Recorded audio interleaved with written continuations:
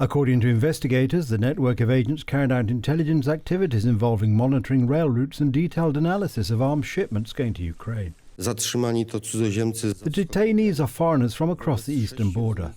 The court applied temporary arrest to 6 of them.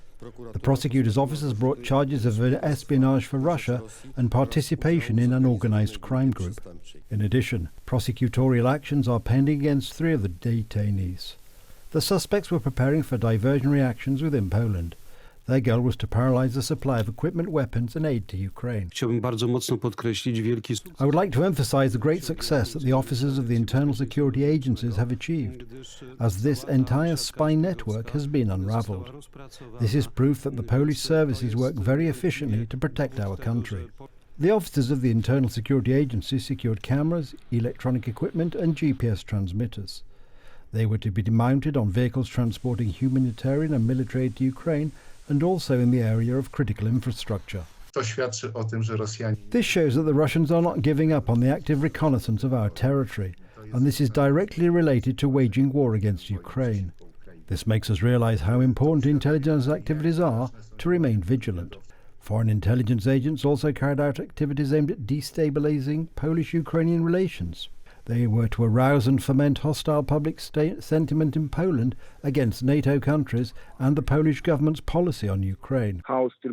Chaos, which is precisely supposed to lead to this decision-making paralysis, to the fact that there is even an atmosphere of fear in Poland.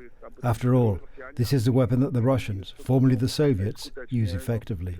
Even before the Russian aggression against Ukraine, the Kremlin was attempting to destabilize Poland. In 2021, a few months before the outbreak of the war, tens of thousands of people tried to cross the Polish-Belarusian border. Civic platform MEP Janina Ochojska accused Polish foresters of burying migrants in mass graves in forests near the Belarusian border. It is difficult really to comment using rational wording on the nonsense that Ms. Ochojska said here. And I will say more. It was also confirmed by foreign services. They dealt with it. We are being set as a model at the moment. Most of the humanitarian and armed support for embattled Ukraine over the last year has been transported through the Lublin and Subcarpathian provinces. Every day, up to a dozen transport planes land at the Jasionka airport near Rzeszów.